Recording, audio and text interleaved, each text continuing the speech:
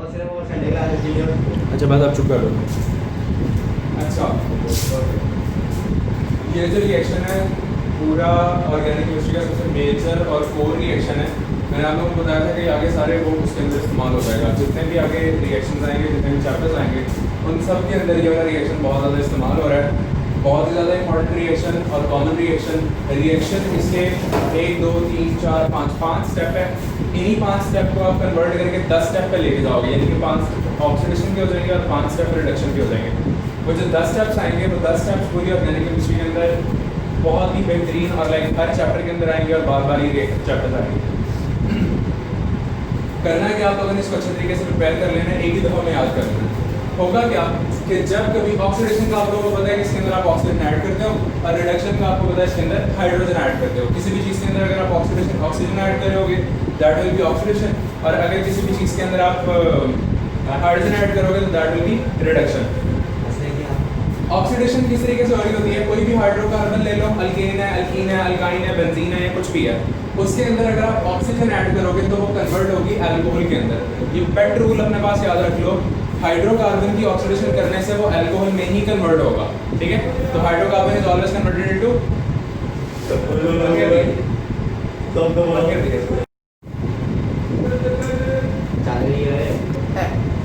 जब भी किसी हाइड्रोकार्बन को आप ऑक्सीडाइज कराओगे तो that will be converted into alcohol. Start में फॉरन से अल्कोहल के अंदर कन्वर्ट हो जाएगा। अल्कोहल की ऑक्सीडेशन अगर आप फर्दर करोगे तो वो हमेशा या तो एल्डिहाइड में कन्वर्ट होगा या कीटोन के अंदर कन्वर्ट होगा। रूल ये पेट रूल है जो मैंने एक दफ़ा लिख दिया, इसको अच्छे तरीके से प्रिपेयर कर लेना। एल्डिहाइड या कीटोन की अगर आप रिडक्शन करोगे तो it will be converted into carboxylic acid, और कार्बोक्सिलिक एसिड की अगर आप ऑक्सीडेशन करोगे तो it will be converted into carbon dioxide plus water. ये रिएक्शन चेन रिएक्शन है, इसको अच्छे तरीके से प्रिपेयर कर लेना। और आपकी बुक के अंदर अभी इस पॉइंट के ऊपर ये सिर्फ ऑक्सीडेशन का ही रिएक्शन है, लेकिन इसके साथ ही साथ अगर आप रिडक्शन का भी कर लेते हो तो आगे बहुत ज़्यादा आसानी हो जाएगी। तो मैं रिडक्शन भी साथ ही करवा रहा हूँ। रिडक्शन के अंदर क्या होगा कि अगर आपके पास कार्बोक्सिलिक एसिड है, कार्बोक्सिलिक एसिड की आप रिडक्शन करोगे तो ऑक्सीडेशन से ऑपोजिट है ना, तो रिडक्शन के अंदर ये ऑपोजिट चला जाएगा। तो कार्बन डाइऑक्साइड की रिडक्शन से बन जाएंगे एल्डिहाइड या कीटोन। एल्डिहाइड या कीटोन की जब आप रिडक्शन करोगे तो किसमें कन्वर्ट हो जाएगा, अल्कोहल के अंदर। और अगर आप अल्कोहल की रिडक्शन कर दोगे तो it will be converted into hydrocarbon again. अब हाइड्रोकार्बन कोई भी हो, अल्केन हो, अल्कीन हो, अल्काइन हो, बेंजीन हो, कुछ भी हो, किसी भी हाइड्रोकार्बन की जब भी आप ये रिएक्शन चलाओगे ऑक्सीडेशन या रिडक्शन, तो इसी किस्म का आपके पास रिएक्शन चलेगा। कोई भी अल्कोहल हो किसी भी किस्म की जब भी ऑक्सीडेशन करेगी एल्डिहाइड या कीटोन में जाएगी। कोई भी कार्बोक्सिलिक एसिड होगा जब भी रिडक्शन करेगा एल्डिहाइड या कीटोन में जाएगा। तो ये रिएक्शन बहुत ही पेट रिएक्शन है, इसको अच्छे तरीके से प्रिपेयर कर लेना।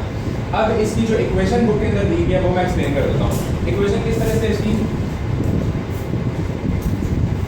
देखो फॉर एग्जांपल CH4 के अंदर अगर आप ऑक्सीजन ऐड करो तो मैं क्या करता हूँ, इसके अंदर मैंने रेसेंट ऑक्सीजन ऐड की तो ये कन्वर्ट हो जाएगा CH3 एक तरफ किया, CH4 के अंदर से CH3 लिखा और एक OH को लेके OH बना देगा। तो आपको पता है कि जिस भी कंपाउंड के साथ OH लगा होगा तो इसको क्या बोलते हैं, अल्कोहल। CH3OH, इसकी जब मैं ऑक्सीडेशन करूंगा तो ये एल्डिहाइड में चला जाएगा, HC डबल बॉन्ड OH। इस कंपाउंड को बोलते हैं फॉर्मेल्डिहाइड। फॉर्मेल्डिहाइड के अंदर जब मैं ऑक्सीडेशन करूंगा HC डबल बॉन्ड O और H, इसके अंदर जब मैंने ऑक्सीजन की तो ये ऑक्सीजन इस पॉइंट के ऊपर इस हाइड्रोजन के साथ लग जाएगी, तो ये क्या बन जाएगा HC double bond O OH। और जब मैं HC double bond O OH इसकी जब मैं ऑक्सीडेशन करूंगा तो ये कन्वर्ट हो जाएगा HC double bond O carbon dioxide और वाटर के अंदर। और ऑक्सीजन प्रोवाइड करने की जिम्मेदारी है, जो ऑक्सीजन दे रहा है ये ऑक्सीडेशन करने की जिम्मेदारी है यहाँ पे कॉपर के ऊपर। तो it is used as catalyst और टेम्परेचर की इमेज आप लोगों ने मुझसे देख ली। ठीक है, तो एक सिंपल सा रिएक्शन है। देखो हुआ क्या, हम लोगों ने हाइड्रोकार्बन की ऑक्सीडेशन की, कन्वर्ट हुआ अल्कोहल के अंदर, अल्कोहल की ऑक्सीडेशन की, कन्वर्ट हुआ एल्डिहाइड के अंदर, एल्डिहाइड की ऑक्सीडेशन की, कन्वर्ट हुआ एसिड के अंदर, और एसिड की ऑक्सीडेशन की तो कार्बन डाइऑक्साइड प्लस वाटर। और अगर यही रिएक्शन मैं ऑपोजिट में चलाऊंगा तो एसिड की जब मैं रिडक्शन करूंगा तो कन्वर्ट हो जाएगा एल्डिहाइड के अंदर, एल्डिहाइड की जब मैं रिडक्शन करूंगा अल्कोहल के अंदर, और जब अल्कोहल की रिडक्शन करूंगा तो वो हाइड्रोकार्बन में चली जाएगी। तो ये अच्छे तरीके से ये रिएक्शन याद कर लेना, बहुत ही सिंपल सा रिएक्शन है, कॉमन सा रिएक्शन है, इसको अच्छे तरीके से प्रिपेयर कर लेना। नेक्स्ट जो हमारे पास रिएक्शन आता है that is called nitration. Nitration के अंदर हम लोग क्या करते हैं, CH4 है, इसका रिएक्शन हमने करवाना है, नाइट्रेशन करानी है ना, तो नाइट्रेशन कराने के लिए जो एजेंट होता है that is always HNO3 nitric acid. Nitric acid आप इस्तेमाल करते हैं, फॉर्मूला उसका HNO3। HNO3 को मैं इस तरह से लिख सकता हूँ कि O मैं हाइड्रोजन के साथ लगाता हूँ HONO2, ये दोनों सेम चीजें लिखी है मैंने, HONO2 इक्वल्स टू HNO3, तो HNO3 को मैंने थोड़ा सा क्लियर करके लिख दिया HONO2। अब यहाँ से OH और इसके अंदर से हाइड्रोजन मिलके क्या बच जाएगा वाटर, पीछे क्या बच जाएगा, यहाँ पे CH3 बच जाएगा और यहाँ पे बचेगा NO2, तो CH3NO2 मैंने इकट्ठा कर लिया, इसको बोलते हैं मिथाइल नाइट्राइल।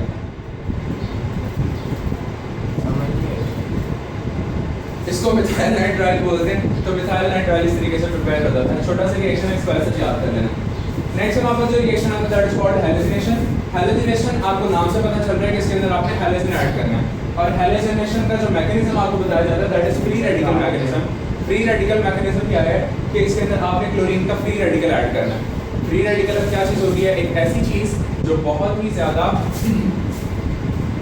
रिएक्टिव है, बहुत जल्दी रिएक्ट करती है, that is called free radical, और इसके पास ऑड नंबर ऑफ इलेक्ट्रॉन्स होते हैं, और इसको शो करने के लिए हमेशा इसके ऊपर एक डॉट का साइन आता है, ठीक है। तो जो हैलोजिनेशन है इसके 3 फेजेस हैं, 3 फेजेस के अंदर ये कंप्लीट होती है। पहला फेज है इसका इनिशिएशन। इनिशिएट का मतलब होता है इस चीज को स्टार्ट कराना, इस रिएक्शन को स्टार्ट किस तरीके से कराया जा सकता है। सेकंड इसका रिएक्शन आ जाता है हमारे पास प्रोपेगेशन। प्रोपेगेशन का मतलब है ये रिएक्शन चलता चला जा रहा है, कॉन्स्टेंटली चलता चला जा रहा है और बंद नहीं हो रहा। पहला फेज क्या है, इसको स्टार्ट कराना।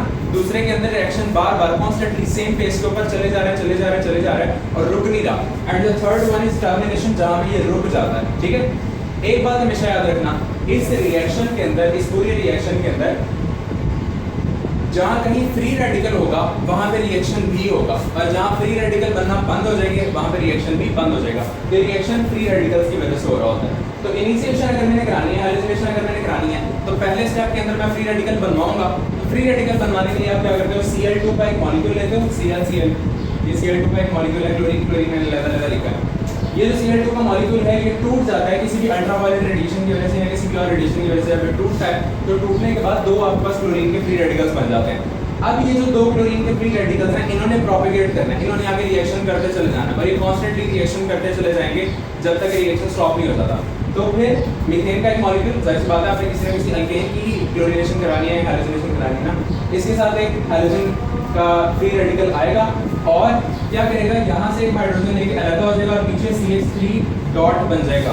अब CH3 का एक फ्री रेडिकल यहाँ पे बन गया, मतलब ये CH3 बहुत ज्यादा रिएक्टिव होगा इस टाइम के ऊपर। ये जो CH3 है ये नॉर्मल किसी क्लोरीन मॉलिक्यूल के साथ अटैक करेगा और CH3 Cl के साथ मिलकर CH3Cl बना देगा। पीछे जो Cl का मॉलिक्यूल बनेगा वो यहाँ पे फ्री रेडिकल की फॉर्म में आपके पास आ जाएगा।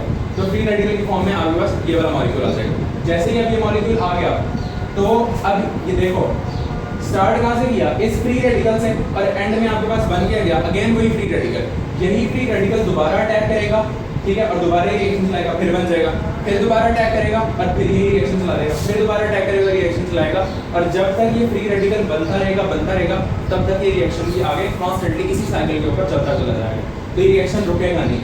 किस टाइम पे अगर आपने इसको रुकवाना हो तो वो थर्ड स्टेप आप इस्तेमाल करते हो, दैट इज टर्मिनेशन। और टर्मिनेशन के अंदर क्या होता है कि इस तरह का जो फ्री रेडिकल बना हुआ है ये इस क्लोरीन के साथ अगर रिएक्ट कर ले तो इस क्लोरीन के साथ रिएक्ट करके एक नॉर्मल कंपाउंड बनेगा, आगे आपके पास कोई फ्री रेडिकल नहीं बनेगा तो रिएक्शन यहाँ पे एंड हो जाएगा, ठीक है। तो 3 प्रोसेस हैं। पहला प्रोसेस इनिशिएशन जिसके अंदर आप इसको स्टार्ट कराते हो, सेकंड वन इज प्रोपेगेशन जिसके अंदर ये आगे भी चल रहा होता है, थर्ड वन इज टर्मिनेशन जिसके अंदर जाके ये खत्म हो जाता है, रिएक्शन रुक जाता है। उसके बाद लास्ट इस टॉपिक का जो हम लोगों ने पढ़ना है that is an example of chlorination, कि आप लोगों ने अल्केन्स की क्लोरीनेशन किस तरीके से करानी है।